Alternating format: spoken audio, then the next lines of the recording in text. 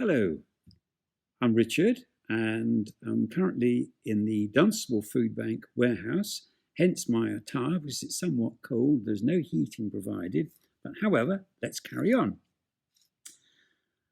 Dunstable Food Bank, we supply 3 churches in Dunstable: St Augustine's, New Life and Christ Church. And to give you a brief overview, Trussell Trust was founded in 1997 by Paddy and Carol Henderson. And since then it has grown to 1,200 separate food banks with about 28,000 volunteers, and I'm one of them. And I know that this is the 3rd week of Advent and we are looking at John the Baptist, stranger or strangers. But for this mini video, I'm linking in also the Good Samaritan, because to me that is very important, particularly what I'm doing here. So please bear in mind this is a personal view, and I have had permission from the trustees and other workers of our food bank.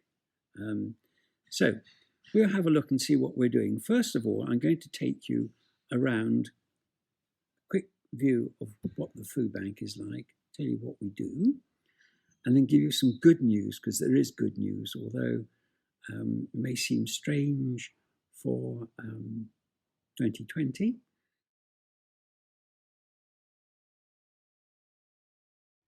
There you are, that is us at the moment, and I'll walk you round as we start. And here, in front of us, is one of our consignments going out. Is not complete yet. There's quite a lot there, as you can imagine. And looking down our aisles, I'm learning to walk a bit slower. We started our pick point. Here is our dreaded tomatoes and baked beans, which you see rather a lot of. And coming down the aisle, we pick a variety of things, from cereals, biscuits, jams and so on, and you can see we have plenty of goodies. Walking down, we get to almost the end here, and we are in the vegetable department. Some of our milk supplies. Coming round the corner, we then come to some of our pasta collection, which you can see is rather extensive, all the way up there. Coming through other goodies, and then eventually we come round to where we started, our main picking section, and this gives you some of our idea of our extras. It shows you our basic way of supporting people. We have 3 boxes. The first one is a blue box. That's for 1 person. The red box is for a couple, 2 people. The yellow box is for a small family.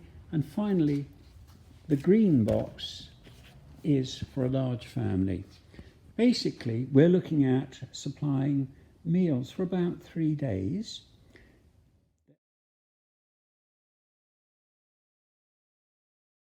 The theme we're looking at here for our Advent is a stranger or strangers in waiting.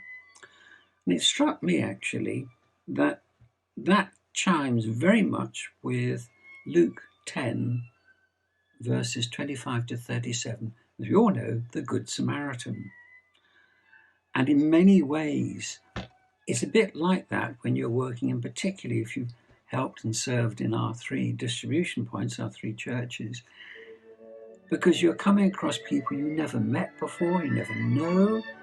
Their ways of life and the things they've been through is very different to what you experienced.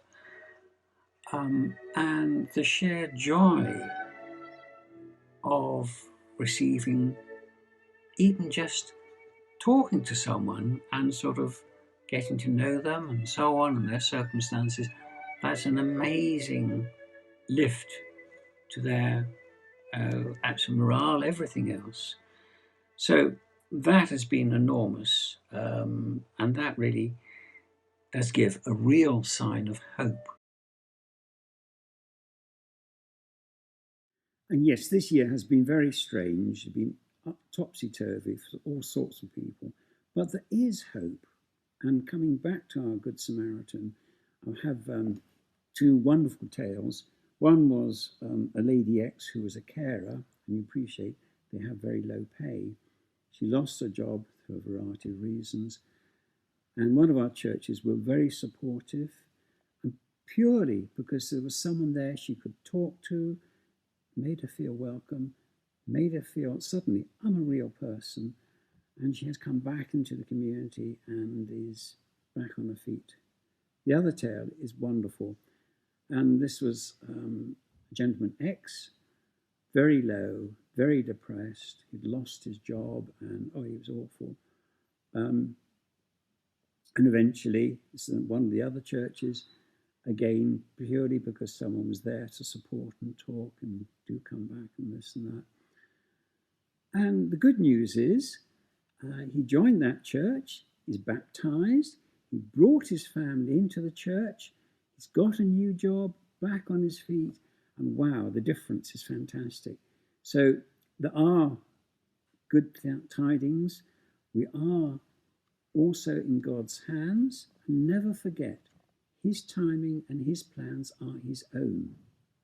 And I think this year has been a very good break for all humanity to actually say, well, look, you live on a finite planet, you've got to learn to live with yourselves properly. Anyhow, let's finish with a prayer, and this is from the Oxford Book of Prayer, and it's rather an unusual one, and that is a totally selfless prayer. That is no self, no ego. So off we go. It's titled God's Life Within. Take, Lord, unto thyself my sense of self, and let it vanish utterly. Take, Lord, my life. Live thou thy life through me. I live no longer, Lord, but in me now thou livest. Between thee and me, my God, there's no longer room for I or mine. I think that's a wonderful prayer. God bless, happy Advent, and a joyous Christmas, and of course, a joyous New Year. Goodbye.